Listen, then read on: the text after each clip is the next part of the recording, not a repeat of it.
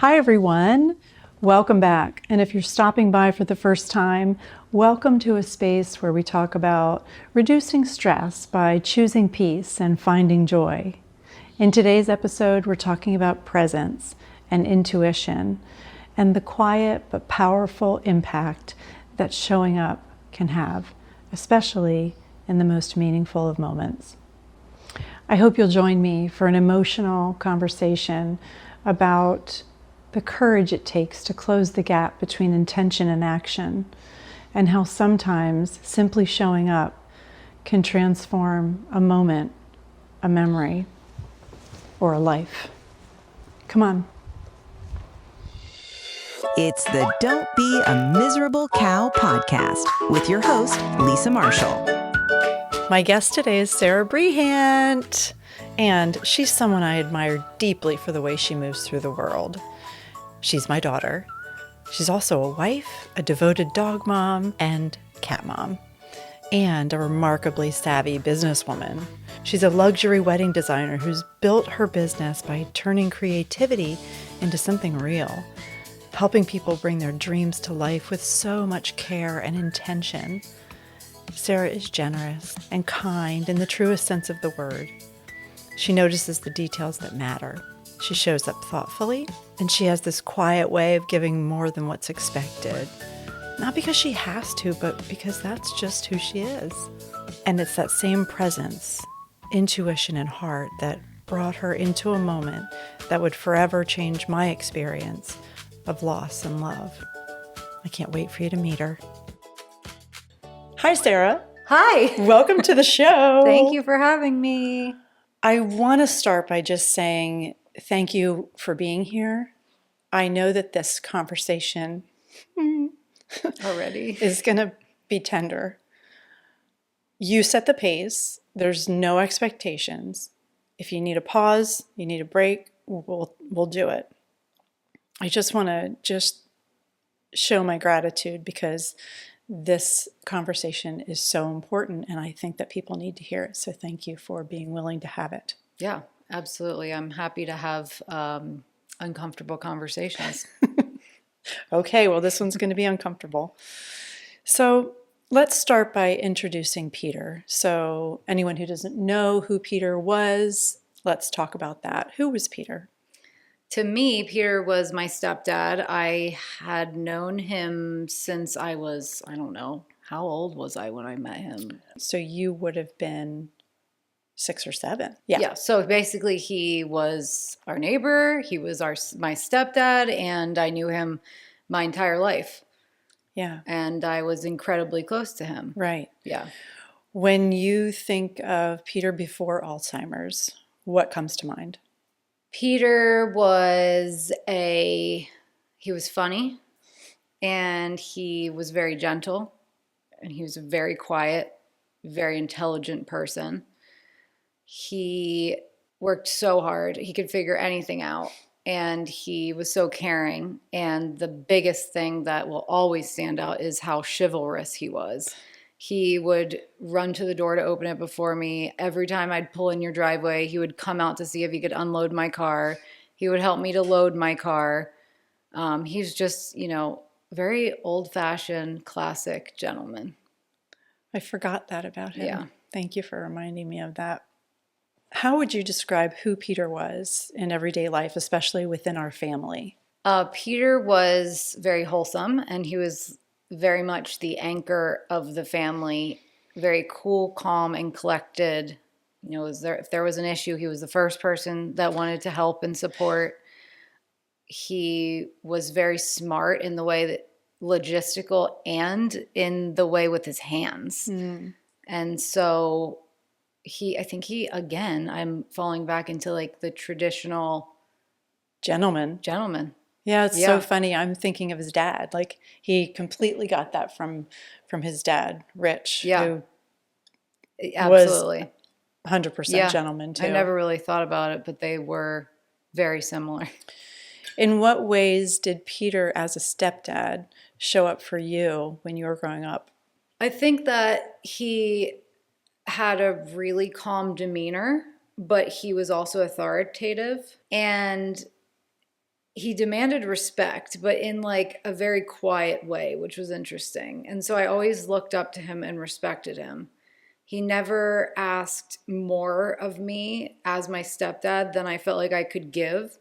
And I just learned through the years to really look up to him. I remember the first time he yelled at me. You do? I do.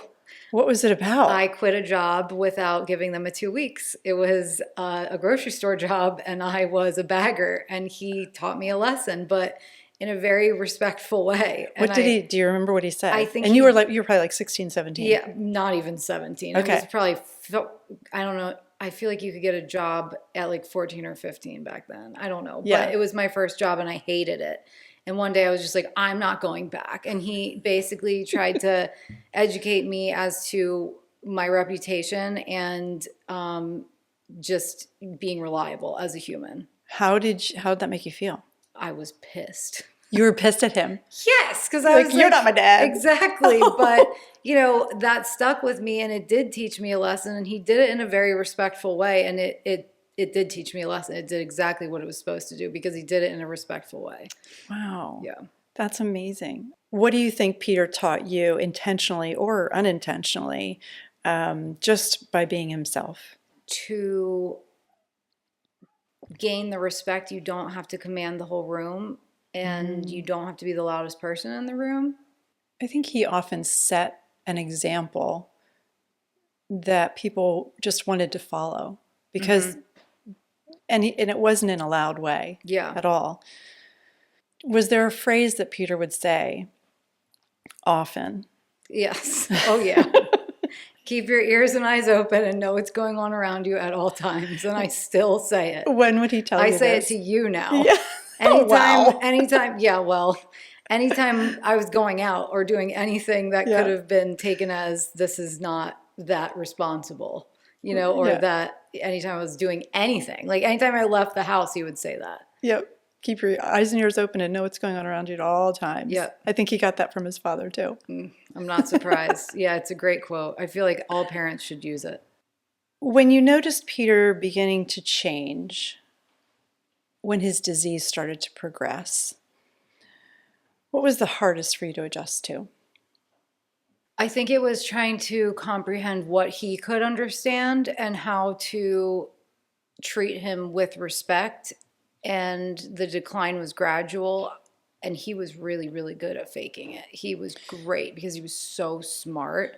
So even when he had no idea what you were talking about, he still made you believe that he did. With his body language too. Yes, he would laugh and, pretend like he knew what you were talking about. And so meeting him where he was and still acknowledging him and showing him as much dignity as possible. You were so good at that. Thank You always got down to his level, made eye contact with him, touched him, made him feel as though he was perfectly healthy. Yeah, I always respected you for that. He always laughed. I remember he was just always laughing my whole life. And so for some reason we would be able to just look at each other and laugh about nothing. So he loved you so much. How did you learn to meet him where he was? How did you learn to make that comfortable? Because a lot of people approach someone with dementia and they don't know how to communicate, but you did.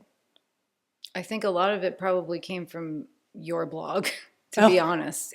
Reading your blog and staying up to date on the day-to-day changes and updates was really helpful in understanding because it was constant decline and constant changing. And, during COVID, we weren't seeing each other. So it was like going through long periods of time without actually seeing you guys. Right. And so I think that update and your transparency really helped me to understand what to expect and like how to meet him where he was. And I think you gave me a book that was helpful at one point. Oh. Don't remember what it was called, but I remember reading it and I remember it was very helpful. There's a lot of that time for me that's just gray and I don't remember a lot of things. Well, it was really traumatic and not an easy time for anyone, especially you. Were there moments when your connection with him shifted but didn't disappear? Well, I mean, eventually I realized, holy shit, he does not know who I am. Yeah. So that was the worst, you know? How did that feel? Oh, heartbreaking. Was there a specific moment just No, over I time? think it was because it was, again, great at faking things. It was hard to really, really tell, but your gut just tells you. And so nothing changed. Obviously, it was heartbreaking, but I just pretended like he knew who I was. I continued to treat him in the same way, but, kind of tried to meet him where he was at with the decline. How did you know when he was faking and he would pretend to know you?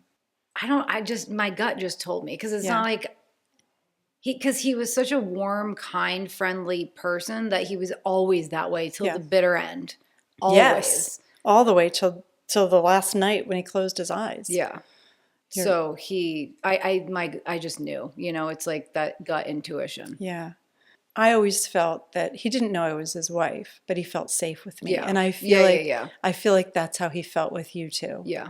You were somebody that he could trust and he felt safe with and secure. Yeah. Even though he didn't know your title, your name, your Yeah. role, that you were his stepdaughter. Yeah. He knew that he loved you He and you loved knew him. how he felt. Yeah, Yeah. for sure. How did loving Peter through Alzheimer's help you understand grief? And I ask you this question because we were all grieving while he was still alive, Yeah. because we were losing him. Losing someone to Alzheimer's is like the most traumatic thing ever, but it's also not in a way because you know that you're going to lose someone. So in that way, you're lucky because you get to have more time if And there is more time. You get to cherish the time that you Yeah. have. And you get to be intentional with that. Yes. And it's way better than, let's say, hypothetically, we just lost him spontaneously. Right. Looking back, what do you wish more people understood about this kind of loss? Again, falling back into the cherishing them while they are here, always trying to treat them with the utmost dignity and respect, and living life with no regrets. Like, thinking about what are your priorities in 10 years or a year when they're gone. Yeah. And you have decided that you're going to work instead of go spend time with them. How is that going to make you feel? Right. Those can be big regrets because the time is so limited. Yeah. Were there times when Peter's reality was different than yours and you had to join his reality? Yes.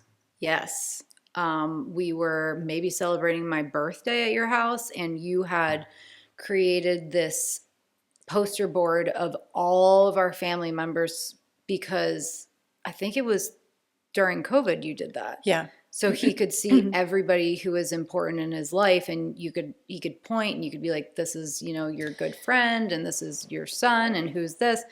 And at that time we were doing Zoom. Bingo. Zoom bingo with family. Yeah. And he thought that the board was Zoom. Was interactive. Yep. He thought that it was a virtual situation. And so that was shocking. But of course, I wasn't going to say, wait, you're so stupid. What are you thinking? That's not what this is. And I just played along with it. Yeah. What was he doing? He was describe what pointing he was doing. to each person. I remember he was pointing to my brother, Tom, and he was like trying to say hi to him. Like he was literally trying to like talk to him. Mm-hmm. Trying to get him to respond. Yeah. Yeah, he did that with pictures often. Uh-huh. Very interesting, right? Yeah. Because he had just played bingo the day before or the week before, and he remembered that. Which is crazy. But his brain understood that he thought that the picture was a video or Zoom live. And the mirror, Ralph.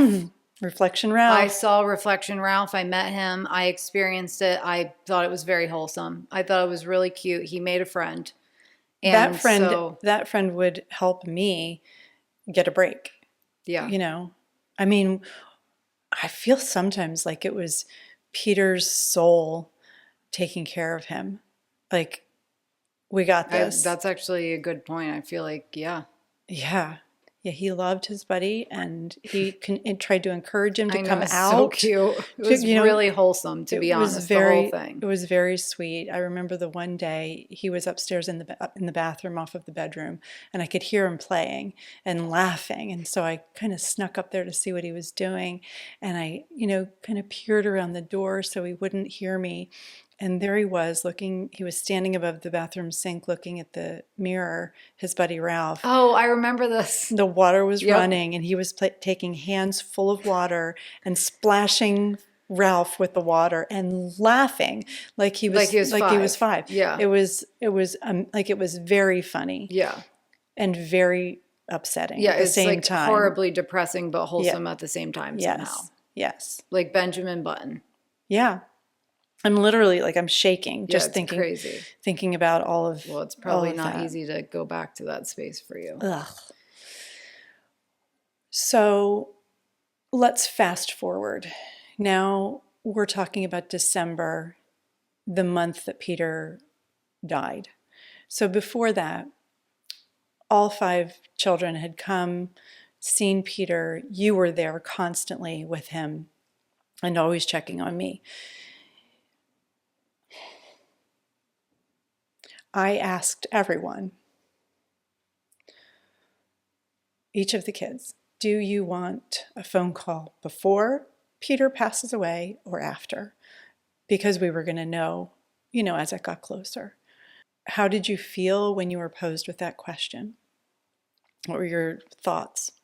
When we were going through this for so many years, it was like a constant grief. And eventually when you're dealing with this, you accept that you've lost the person and they have no idea who you are. And so at that point I had made a decision, I had said goodbye. I had closure. He doesn't know that I'm even physically present. And so I felt confident in my decision that I didn't need a phone call before and that I kind of said my goodbyes. Right. And that was closure to me at that stage. Right.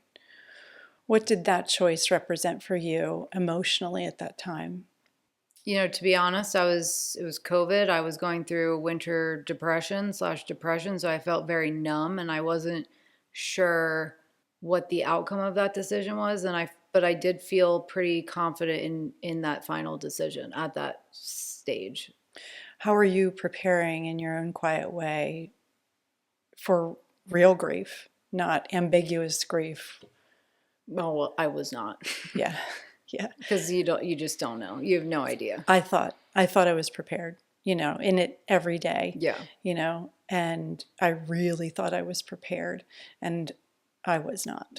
Me neither. I was absolutely not. And it comes in waves. It definitely, still, I'll think about him and I'll get so sad and then it's gone.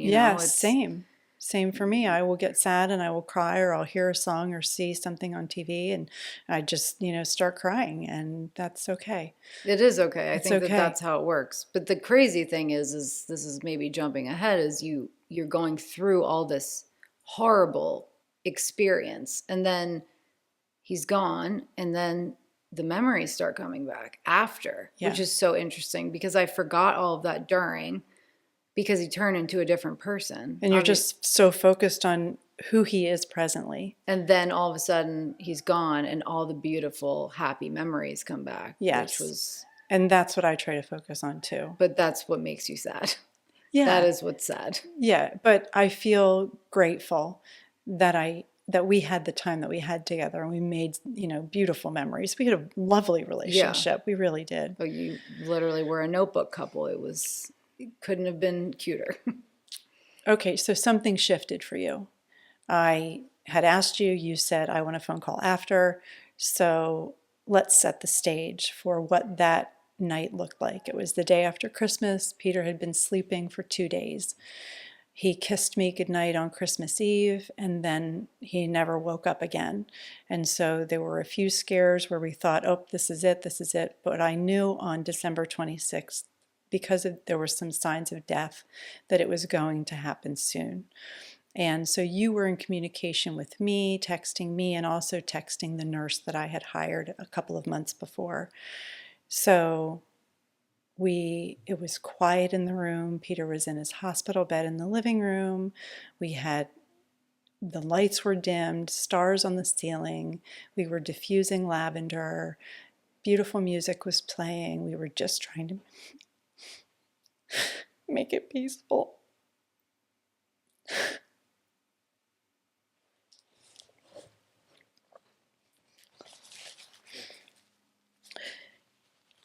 You were texting with the nurse, and the nurse said, "Sarah's coming."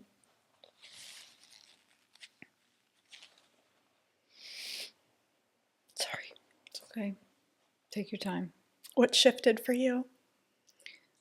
Honestly, thinking about you. It was saying goodbye to him and being there for him and you through that process. Like realizing that when this happens, this is happening, what's going to happen after? Who's going to support you, And the closure that it would give, just the support for you guys. I never thought about the moments right after. I only thought about, oh my God, it's here. Like he's going to die now. And all I wanted to do was help him and, give him permission. Like, it's okay. Let go. Don't hold on. Just, it's fine. I'm going to be fine. I just wanted to help him die beautifully and peacefully. And I never thought about that afterwards. How did you make that decision? Was it quickly? Was it just a gut feeling? How were you pulled to make that decision? Because it was all of a sudden, and then 15 minutes later, you're walking in the door, sitting on Peter's bed. I'll never forget it. You sat down beside me, who I was already sitting next to Peter, and you did what you always do. You just put your face in his, and you said, "Hi, Peter, it's Sarah," and just let him know that you were there. And it wasn't long after that he was gone. It was like right after. The timing was insane. So I think that he was waiting for your support to get there because he was so selfless. And for in you. order to let go. And for you. I mean, I feel like he loved you as much as he loved me. Yeah, I feel very lucky that we had that kind of a relationship. But I was able to make the decision because I knew that, you're a shell of a human because of the situation. You were just taking care of him 24/7, that you were not ever thinking about yourself. And so my gut just said, you got to go support. Like you have to go to be there. And so I just made I think I was distracted the whole day. And then all of a sudden, boom, I just was like, I got to be there for her. I have to be there for him. I have to be part of this. And it's not about me anymore. It's about something bigger. It made such a profound difference in that memory for me, that you were there with me to witness. I mean, first of all, I'd never seen anyone die before, right, which is horrific. But to have you there, because in contrast, it would have been me with someone that I employed. Yeah, a stranger. Who I barely knew, a stranger. And what would that be like? And instead, you were there, you witnessed it, we have that shared experience, and you stayed with me. You moved me to another room when the funeral people came to take his body. You wouldn't let me watch him be put into the bag. You don't need that memory. And you just helped me through. And you stayed overnight with me to make sure that I was okay. If you hadn't have come, if you hadn't changed your mind, I don't know what that night would have looked like. Neither. I would have been by myself. And I don't know what that would have been like. I don't know either, because it was already so hard. But you made a huge difference in helping me say goodbye to Peter, and in your own saying goodbye to Peter. Thank you for that. Well, I mean, you are the one who came up with the motto, live life with no regrets. And I think that probably is what I was thinking. So thank you. And you did so much for me for 30 something years. That was the least I could do. How does that decision that you made, you know how profound that decision was. How does that change how you make decisions? I'm shaking. Oh my God. How does that change how you make decisions today? I just try to make more selfless decisions and think more about like the outcome, the future, and even like what would Peter do? Yeah. So that's what Peter would have done. Yeah. Peter would have absolutely done that. Yes, he would have. He would have. If someone listening is hesitating to show up for someone they love, maybe because they're unsure or afraid, what would you say to them? What are you so afraid of? Are you afraid of feelings? In the end, in the future, if you don't show up, how is that going to affect you? And how is that going to make you feel? If you do show up, how is that going to make you feel? I just always think about the repercussions of my actions. No regrets. No regrets. Thank you for sharing this. I know that, like I said before, I know this was tender and it was a hard conversation to have. It's always hard to revisit.